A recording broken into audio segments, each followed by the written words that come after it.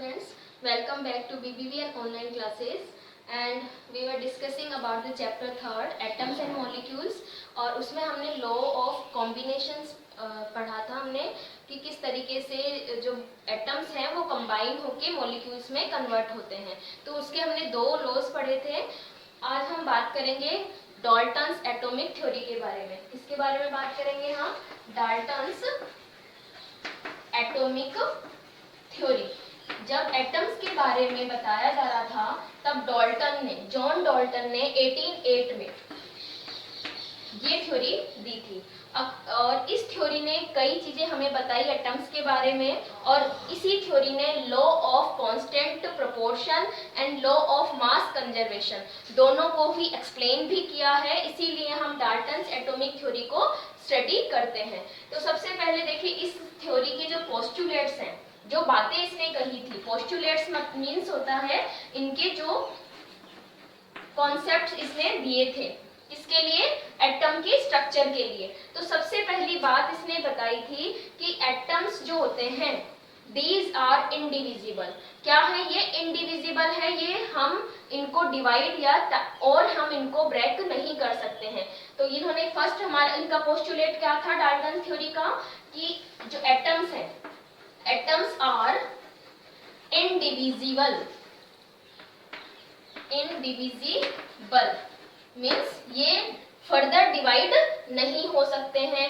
बहुत ज्यादा smallest particles होते हैं और वो मिलकर क्या बनाते हैं? मैटर। तो इसका सेकंड जो पोस्टुलेट है वो क्या है? ऑल काइंड्स ऑफ मैटर और एलिमेंट्स, यानी जितने भी अर्थ पे मैटर है या एलिमेंट्स हैं वो किससे मिलके बने हुए होते हैं? एटम से मिलकर बने हुए होते हैं। तो हम क्या लिख सकते हैं नेक्स्ट पोस्टुलेट में कि ऑल द मैटर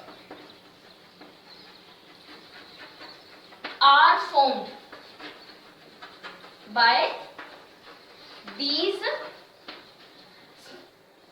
atoms या डिफरेंट टाइप्स ऑफ एटम्स। आपको पता है एटम्स बहुत सारे होते हैं, अलग अलग तरीके के होते हैं। तो जितने भी मैटर होते हैं वो सभी एटम से मिलकर बने होते हैं। नेक्स्ट है ये जो एटम्स होते हैं किसी भी एलिमेंट में, ठीक है, या अलग अलग एलिमेंट में या मैटर में, ये क्या होते हैं? जैसे सेम एलिमेंट की बात करते हैं हम। सेम एलिमेंट अगर हमारे पास में है तो सेम एलिमेंट के सारे एटम्स क्या होंगे? आइडेंटिकल होंगे। क्या होंगे? आइडेंटिकल। आइडेंटिकल मीन्स इनकी साइज एंड मास क्या होंगे? सेम होंगे। आइडेंटिकल का मीनिंग क्या है यहाँ पर कि इन एटम्स के साइज एंड मास क्या होंगे? सेम होंगे। ठीक है, ये लाइन हमें अच्छे से सीखनी है क्योंकि ये इसकी लिमिटेशन भी है। जो डाल्टन्स थ्योरी है उसकी ये लिमिटेशन भी है, उसका ये ड्रॉबैक भी है। इसके बारे में भी हम बात करेंगे। तो देखिए डाल्टन ने क्या कहा, सेम एलिमेंट के सारे एटम्स कैसे होते हैं? आइडेंटिकल होते हैं। और आइडेंटिकल किस तरीके से? साइज और मास के रेफरेंस में।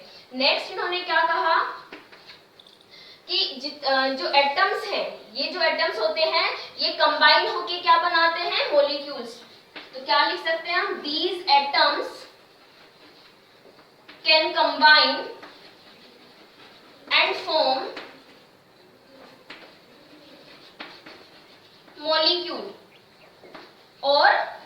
मॉलिक्यूल और कंपाउंड। तो ये इसका नेक्स्ट पोस्टुलेट हो गया। These atoms मीन्स एटम्स जो होते हैं ये कंबाइन कर लेते हैं और कंबाइन करने के बाद मॉलिक्यूल्स और कंपाउंड में बदल जाते हैं। ठीक है, देखिए आइडेंटिकल की बात करें हम यहाँ पर, तो अगर हमने हाइड्रोजन लिया है, इसका मैं एग्जांपल एक्सप्लेन कर रही हूँ। जैसे हमने हाइड्रोजन एलिमेंट लिया है तो हाइड्रोजन में सारे एटम्स किसके होंगे? हाइड्रोजन के होंगे। और ये बोलता है कि इनका साइज और इनका मास क्या होंगे? एटम्स के सेम होंगे।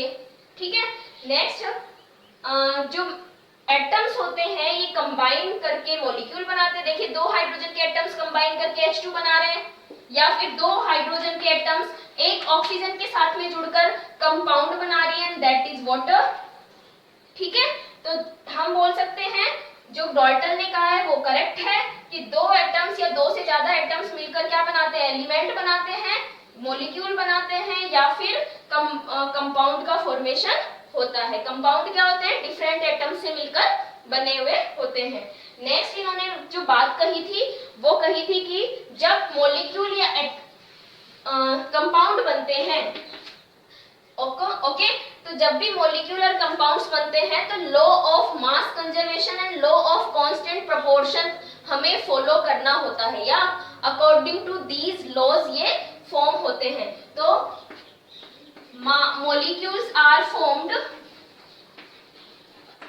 molecules are formed by the atoms, same or different atoms, same or different atoms in a fixed proportion, जिसकी बात हम already law of constant proportion में कर चुके हैं। तो atoms in a fixed proportion और रेशो, ठीक है, क्लियर हो गया होगा कि जब भी कोई मॉलिक्यूल बनता है तो उसमें जो एटम्स होते हैं वो सेम भी हो सकते हैं, डिफरेंट भी हो सकते हैं, और उनका जो रेशो होगा वो कैसा होगा? फिक्स्ड प्रोपोर्शन होगा, फिक्स्ड रेशो होगा।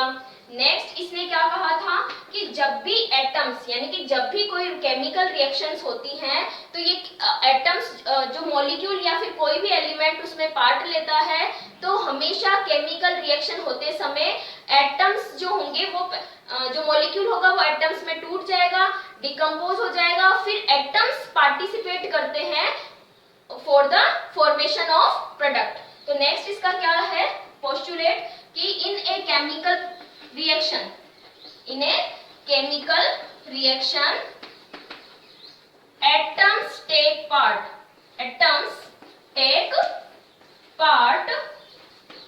to form products, ठीक है, ये इन्होंने बात कही। नेक्स्ट एक और बात जो हमें, जो बोल सकते हैं हम लोगों ने जो लॉज पढ़े हैं उसमें हमने बात नहीं करी है, तो वो है कि जब भी कोई मॉलिक्यूल बनता है डिफरेंट एटम्स से मिलकर, तो उनमें जो एटम्स होते हैं अलग अलग एलिमेंट के, ठीक है, अभी एग्जांपल के थ्रू मैं आपको एक्सप्लेन कर दूंगी। तो जब भी वो एटम्स मिलकर मॉलिक्यूल बनाते हैं, कंपाउंड बनाते हैं, तो कंपाउंड के अंदर क्या होता है? उनका फिक्स प्रोपोर्शन होता है, ये हम बात कर चुके हैं। लेकिन दो अलग अलग एटम्स एक से अधिक तरीके के फिक्स प्रोपोर्शन में अलग अलग तरीके के मॉलिक्यूल्स भी बना सकते हैं। फॉर एग्जांपल जैसे कि हम बात करें CO, कार्बन मोनोऑक्साइड, और एक हम बात करते हैं CO2, carbon dioxide, and both are stable, ये दोनों ही मॉलिक्यूल स्टेबल है। तो देखिए यहाँ पे कार्बन और ऑक्सीजन का रेशियो कुछ अलग होगा बाय मास, एंड यहाँ कार्बन डाइऑक्साइड में कार्बन और ऑक्सीजन का रेशियो जो होगा वो बाय मास दोनों मॉलिक्यूल में अलग अलग होगा, ठीक है। तो ये कुछ बातें हैं वो हमें डाल्टन्स थ्योरी ने कही है। दोबारा से देख लेते हैं। एटम्स आइडेंटिकल होते हैं, इंडिविजिबल होते हैं, साइज और मास में सेम होते हैं, आइडेंटिकल का मीनिंग यही है इसमें। और जब ये कंबाइन होते हैं तो मॉलिक्यूल्स और कंपाउंड्स बनते हैं।